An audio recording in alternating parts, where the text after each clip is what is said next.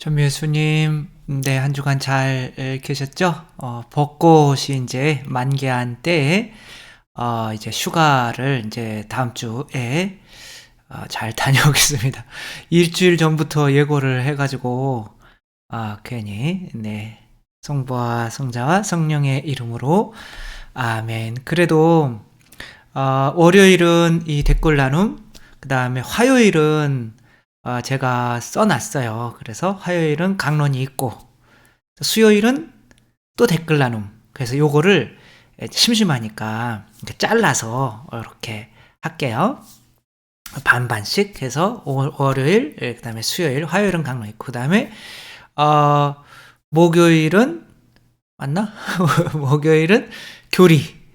그 다음에, 금요일, 토요일은 이제 탈출기 39강, 40강 하면 끝나거든요. 그 다음에 이제 주일, 강론 이렇게 해서 아무튼 한 번도 안 빠지고 이제 좀 여러분들 쉬시려고 그랬는데 죄송하고 이렇게 또 쉬는 거 잘 못 보잖아요, 우리는. 그쵸?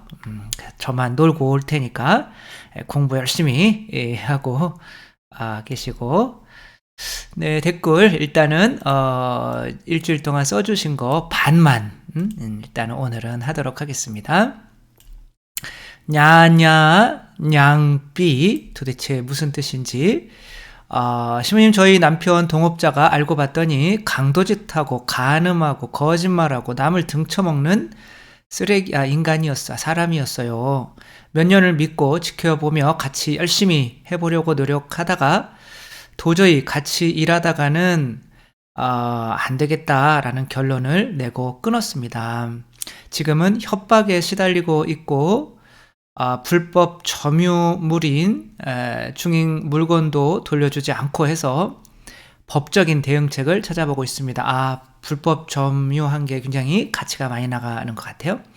이런 부분에서도 다 져주고 이분을 비난하지 않는 것이 하느님의 뜻일까요? 그래야죠. 원수까지 용서하고 그런 것과 또 행위로서 정의가 실현되어야 하는 것과는 별개죠. 나에게 잘못한 사람은 감옥에 가야죠. 갈 사람은 가야죠. 그쵸? 근데 그게 정의가 실현되는 것이 아니라 그 사람이 그런 거를 통해서 깨닫게 만들어야 나뿐만이 아니라 다른 사람들에게 피해를 주지 않겠죠. 우리 아이들에게 잘못해도 그냥 다 용서하고 다 잘했어 그러진 않잖아요. 그쵸? 뭐가 이런 행위는 잘못된 거야. 엄마는 널 사랑하지만 오늘은 한 대 맞자. 때리면 안 돼. 체벌을 하면 안 되지만 우리가 이렇게 혼내기도 하잖아요. 그런 것처럼 정의는 지켜져야 되는 건데 그 정의를 지키는 게 꼭 내가 원수를 미워해서 그러는 게 아니니까 그런 것들은 지켜줄 필요가 있다. 이분과 거리를 두고 찢어지는 것이 분별하는 자세일까요? 정 안 되는 분이랑은 예수님도 유다한테 이제 가버려라 이러잖아요. 그쵸? 정 안 된다고 생각하시면 그게 낫죠. 내가 계속 미움이 온다든가 이러다가는 미워지겠다 진짜 내가 할 만큼 했는데 그런 경우는 이제 끊는 게 옳다고 생각을 합니다. 저는 아직 부족하여 때로 심판하지 않는 것과 분별하는 것 사이에서 헛갈림을 느낍니다. 그래서 사람을 미워하지 말라는 거지 무엇이 죄고 무엇이 선한 것인지 분별하지 말라라는 거는 아니라는 거 이렇게 일단 말씀을 드리고요. 김정섭님, 아버지는 왜 공평하게 사랑하지 않으신가요? 어느 아버지가 그러실까요? 큰아들에게도 평소에 사랑했다면 아버지 마음을 큰아들이 잊지 않았을까요? 천만의 말씀이죠. 사랑은 그냥 찰랑찰랑 한정돼 있는 거예요. 똑같아요. 근데 내가 부모님이 자식들에 대한 사랑이 똑같죠. 그러나 자식들은 유산을 줘도 나는 덜 받았다, 나는 더 받았다.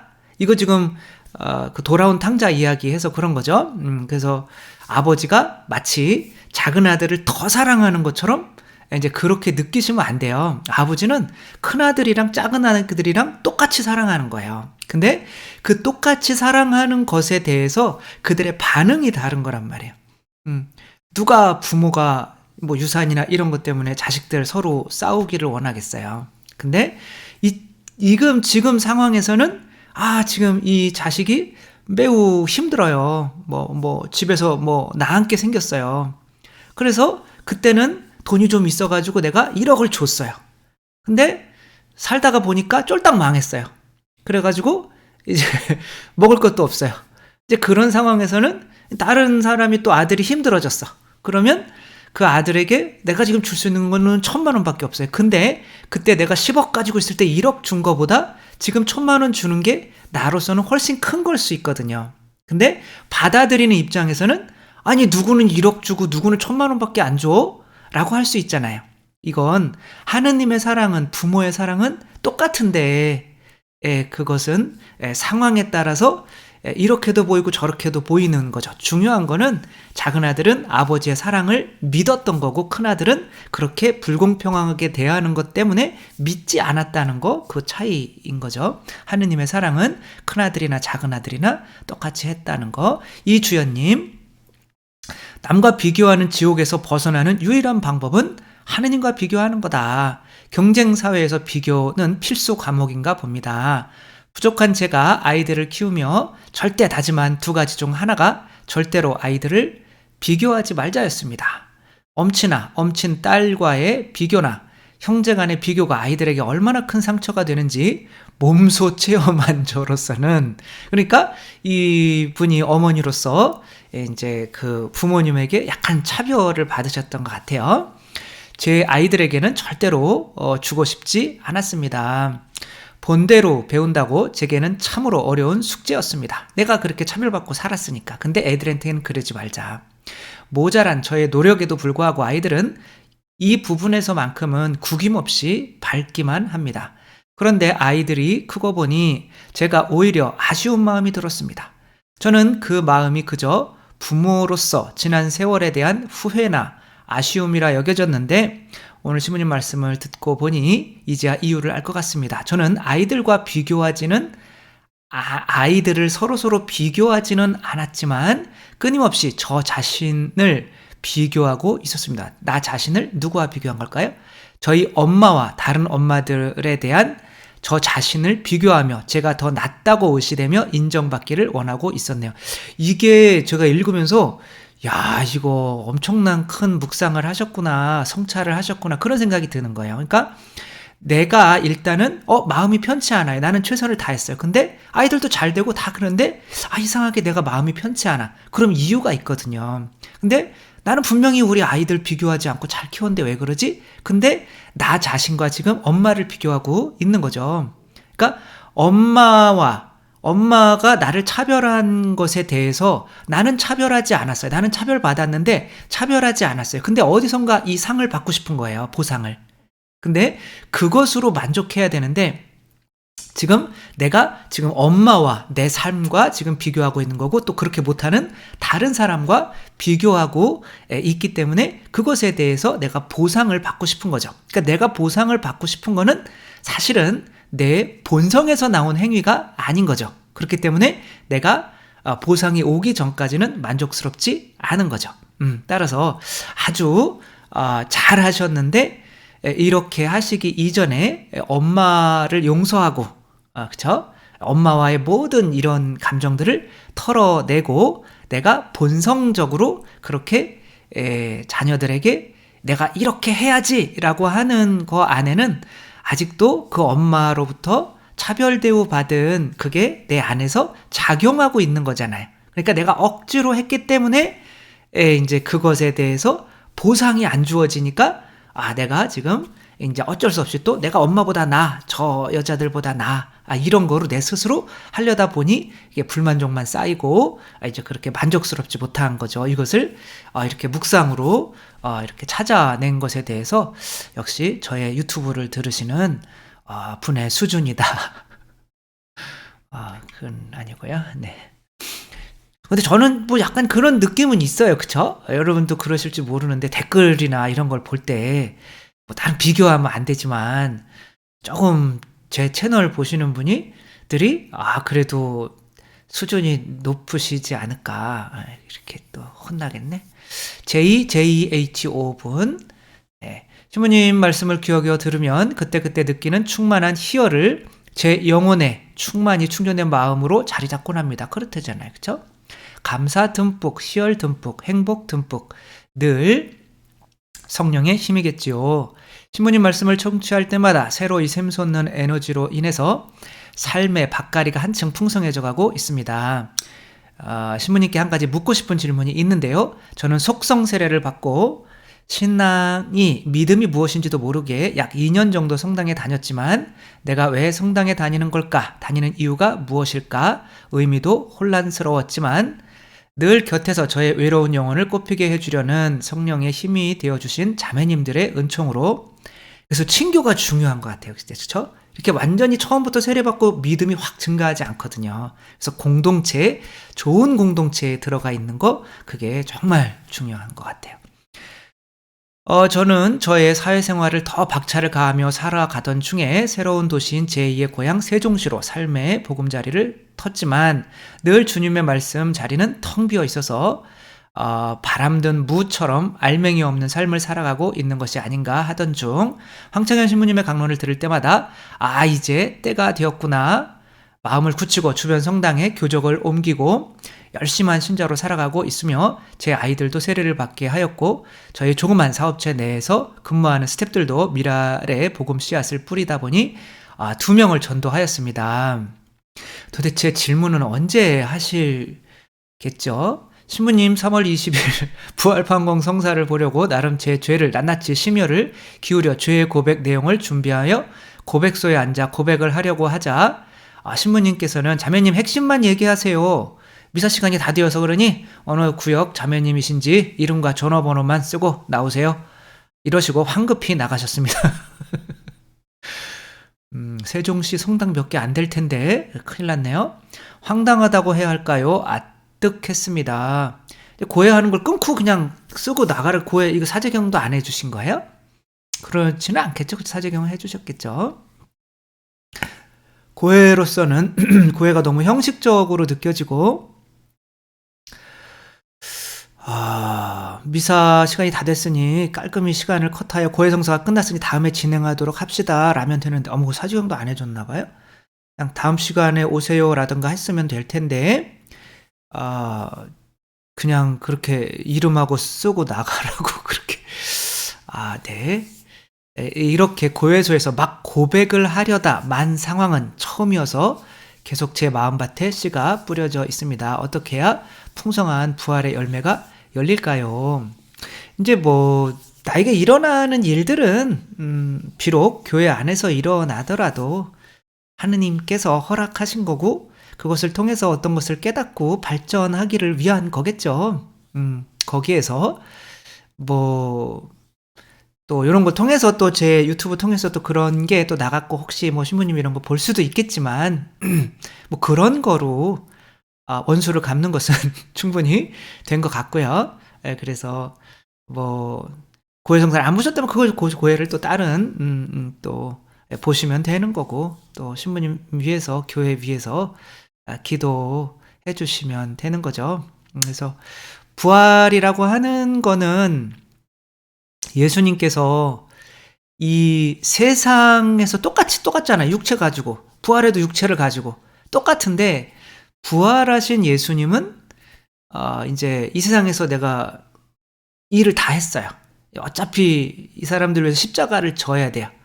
근데 부활은 그렇게 할 필요가 없는 상태죠. 이미 십자가를 졌어요. 끝났어. 이제는 물론 우리를 위해서 은총을 계속 내어주시기는 하는 거지만 그 십자가의 은총은 지속되는 거지만 하늘나라에서 이제 아버지를 만나는 일만 남은 거죠. 그러니까 부활을 어떻게 맞아야 되는가?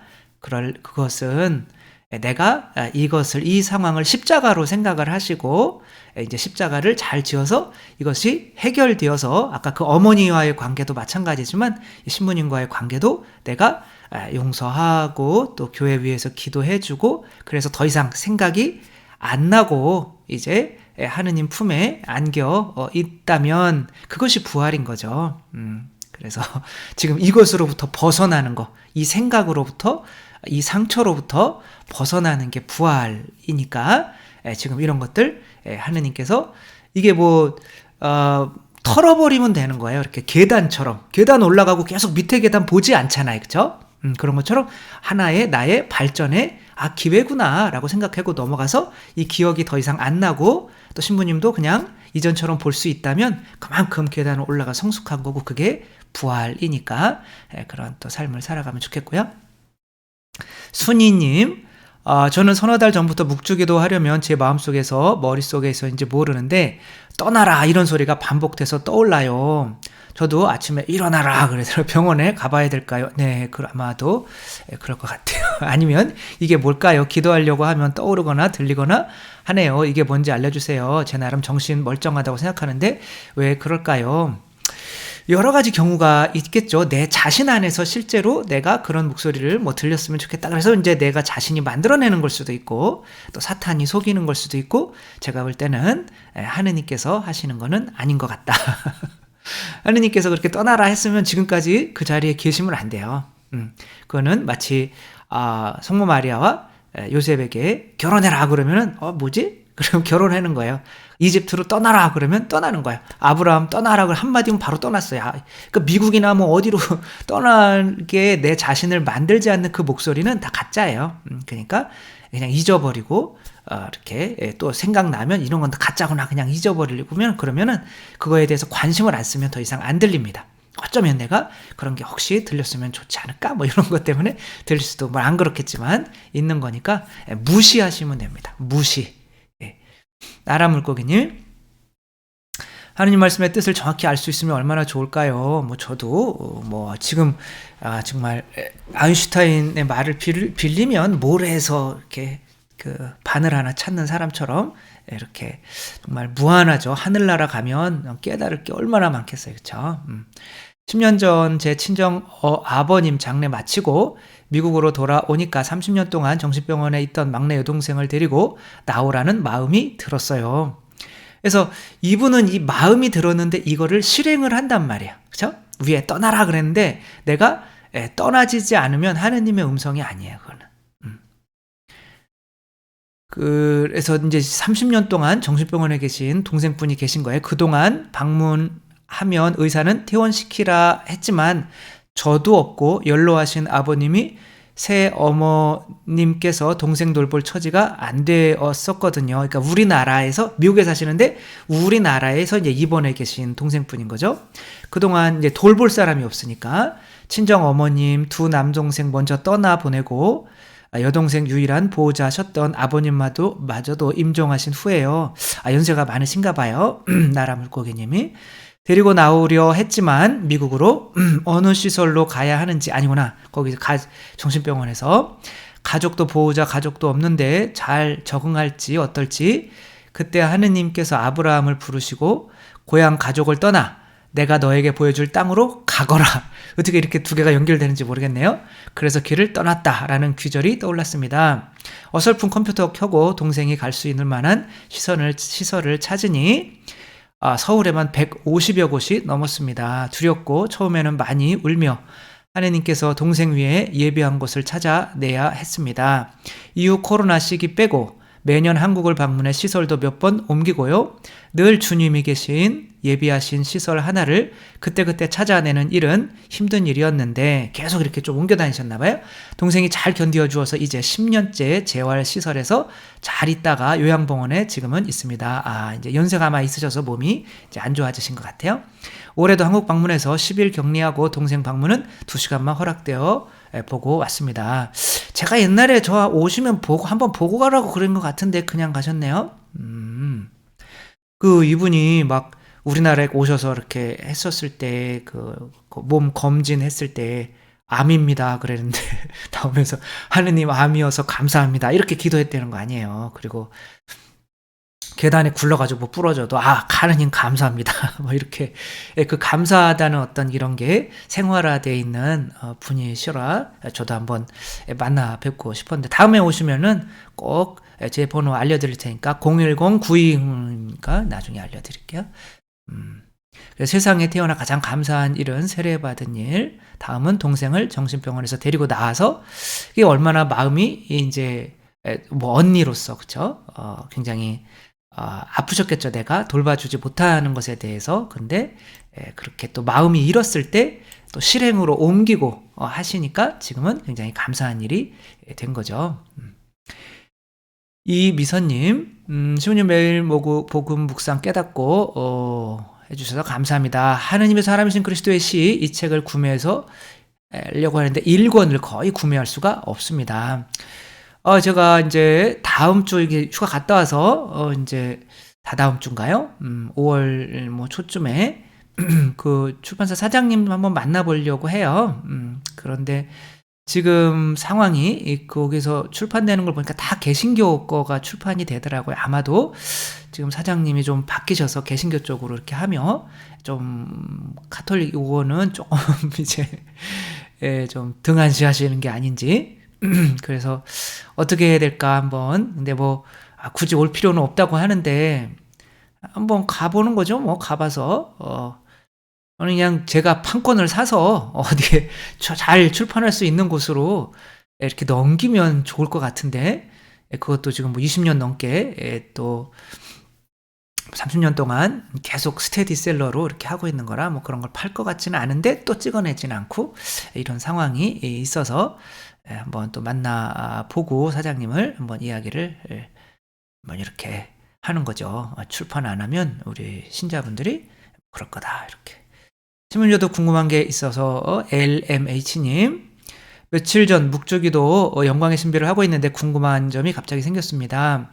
예수님께서 돌아가시고 저승에 가셔서 사는 날이 죽은 이들 가운데서 부활하셨다는데 왜 예수님 하느님 아버지께서는 자기 아들을 40날씩이나 저승에 두셨을까요?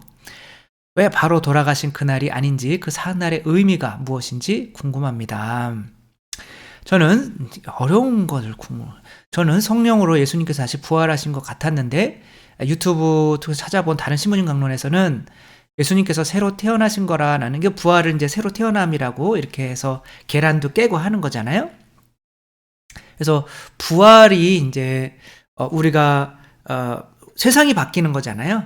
뱃속에 있다가 아기가 뱃속에 있다가 태어나는 거잖아요. 바깥 세상으로. 그러니까 뱃속의 세상에서 바깥 세상으로 태어나는 거잖아요.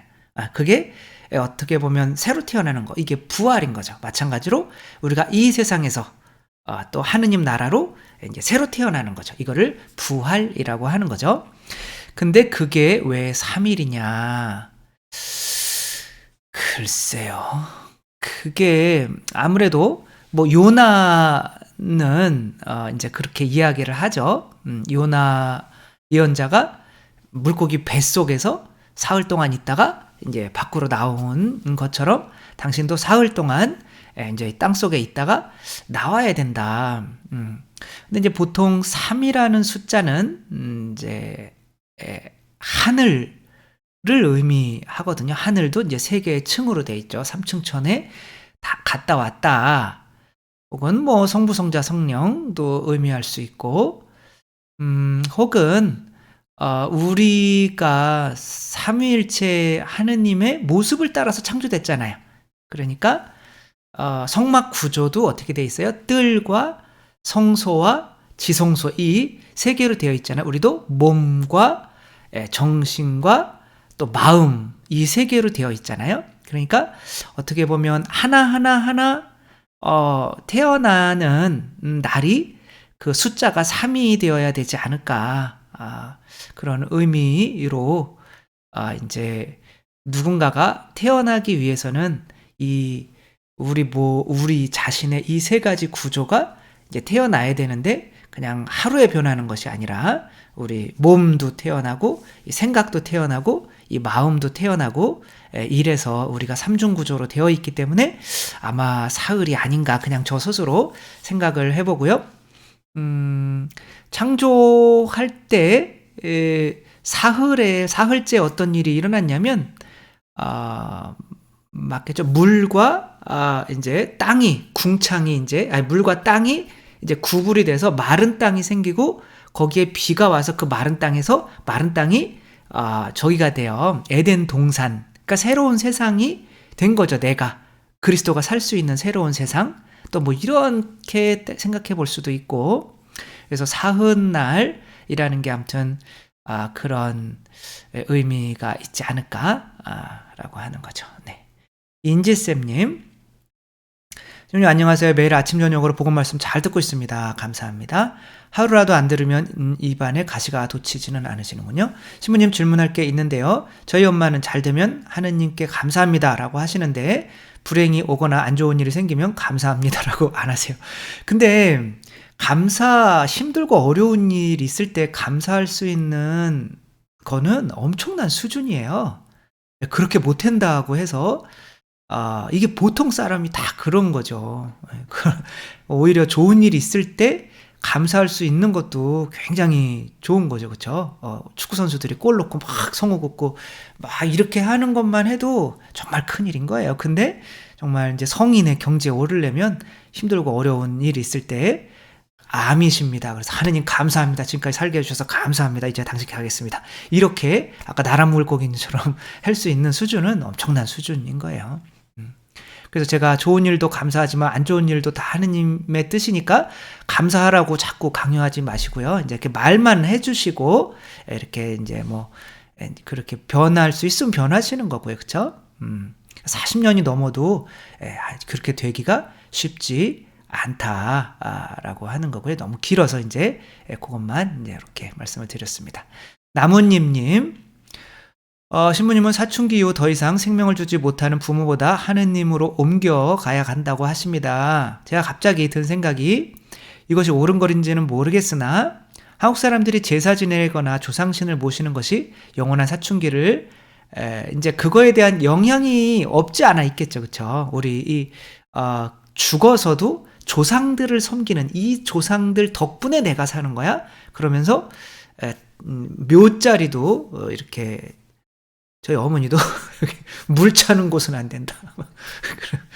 그리고 저희도 기분이 안 좋잖아요. 그렇죠? 그래서 이제 이장을 했는데 할머니 산소가 좀 약간 그렇게 차더라고요.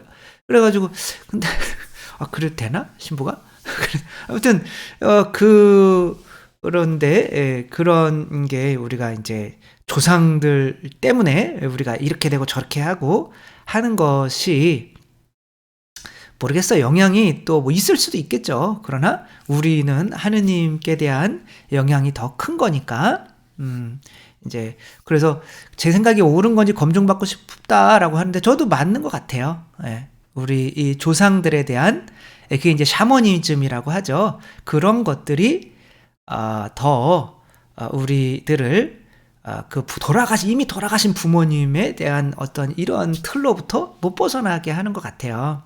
그래서 막 유교 전통으로 다 돌아가신 부모님이 근데 신앙생활을 이렇게 천주교 세례를 못 받아요. 가곤 싶어도 그러면 내가 죽으면은 우리 조상들이 내가 조상들 면목이 있냐고 어떻게 볼 거냐고.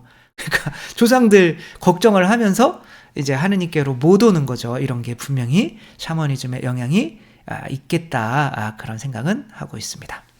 김남경님, 신부님 교황님이 우크라이나의 평화를 위한 기도문을 검색해 보다가 천상의 땅이신 어머니 테라델 치엘로라고 하는 호칭이 논란이 되고 있는데 뭐 교황님이 가가지고 뭐 어디 어느 나라 가가지고 거기 남미인가요? 어디 베네수엘인가요? 거기 가가지고 뭐 거기 땅의 신에게 근데 우리나라 저기도 우리가 하느님이라고 하는 거는 우리가 이미 섬겨온 신이에요. 거기 그냥 그 신이 이제 들어와서 그 신이 바로 우리 신이에요. 그래서 그냥 하느님으로 계속 불러요라고 하는 거예요.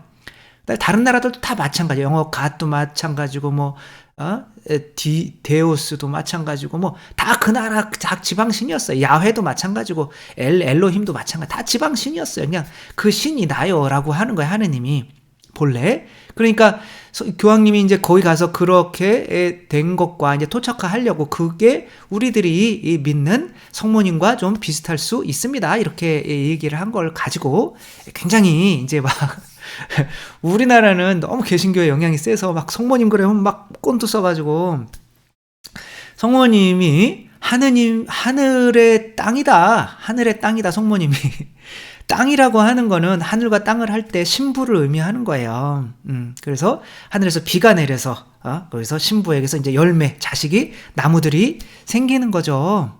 그래서 하늘은 이제 신랑을 의미하고, 하느님이 뭐 성령님의 신부, 뭐 그러잖아요. 그죠? 하느님의 신부, 그리스도의 신부, 뭐 그러잖아요. 성모님을.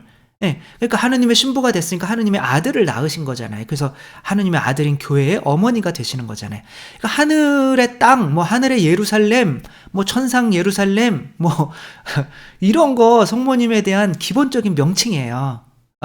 이거 가지고 우리가 뭐라고 이렇게 좀 이상한 거 아니야? 이렇게 한다면 성모님에 대해서 몰라도 너무 모르는 거예요. 성모님은 하느님의 신부, 그리스도의 신부, 혹은 뭐 그냥 뭐 성령의 신부로서 이제 우리도 그리스도의 신부잖아요. 그러니까 우리가 땅이란 말이에요. 그러니까 하늘에서와 같이 땅에서도 이루어져서 주님의 기도를 할 때 그것은 신랑 신부를 생각을 하는 거예요. 신랑이신 예수 그리스도의 뜻이 하느님의 뜻이 나에게서도 이루어져서 나도 이 땅도 하느님과 하나가 되게 해주십시오. 그게 우리가 성전을 만들어서 하늘에서 구름이 내려와서 하늘과 땅이 맞닿는 것, 그것이 탈출기에 나오잖아요. 그거랑 똑같은 거예요. 그래서 뭐 천상의 땅이다. 그래서 뭐 이상할 게 전혀 없다. 이게 뭐 논쟁거리도 아니다라는 거. 김스 음악 앨범님, 지금 저희 경우는 썼던 이야기가 다시 써도 괜찮습니다. 제가 이제 강론 때 썼던 이야기를 이제 자꾸, 저는 그냥 적어도 하나 정도는, 그런데 보통 사람들은 이제 하나만 해라고 그래요. 2개 하면, 예화가 2개 하면 길어지니까. 싫어요. 그냥 2개 할 거예요. 왜냐면 마음이 시원하지가 않아요. 하나만 하면. 아니요. 하나 하려고, 짧게 하려고 노력을 할게요. 이제 20분 안으로 하려고 이제 다시 지금 노력은 하고 있어요. 그래서, 행계, 이제, 띵띵띵띵띵띵띵, 그거 없애고, 그리고, 또, 복음도 안 읽고 설명하는 거로 끝내고, 또 조금 내용도 짧게 하려고 노력을, 이제 막 30분까지 가려고 하니까 제가 무서워지더라. 그래서 지금 이제 20분 전으로 이렇게 하려고 하는데, 똑같은 거 또 써도 됩니다. 이런 말씀이 너무나도 저는 감사한 거죠. 그래서 부담 갖지 마세요. 그래서 이제, 목사가 이제 부담 갖지 말고 이제 그렇게 한 거 또 자꾸 이렇게 올리면 안 보시겠다는 거잖아요. 아닌가요? 계속 보시겠다? 네. 그래서 아무튼 이런 말씀 자체가 감사드리고, 그래서 너무 고마워서 이제 읽어드리고, 이제 다음 교황님 요거 이제 우리 기도하자라고 할 때 그 성모님에 대해서 이렇게 지금 우크라이나 그거 할 때 이렇게 한 거죠. 그래서 우리가 지금 성모님에 대해서 몰라도 너무 모른다. 성모님 교리가 그냥 성모님을 뭐 하느님처럼 너무 높이면 안 된다. 이게 성모님 교리에 신학교에서 가르쳐주는, 성모님을 깎아내리는 게 교리예요. 우리 그러면 안 돼요. 성모님은 하느님은 아니시지만 하느님이 아버지시라면 성모님 우리 어머니세요. 그 정도는 돼야 됩니다. 네, 우리 성모님께 또 이렇게 맡겨드리며 이틀 뒤에 다시 나머지 거 또 하도록 하겠습니다. 주님께서 여러분과 함께 전능하신 천주 성부와 성자와 성령께서는 여기 모인 모든 이에게 축복을 내리시어 길이 머물게 하소서. 주님과 함께 가서 복음을 전합시다. 하느님 감사합니다. 성부와 성자와 성령의 이름으로 아멘. 감사합니다. 사랑합니다.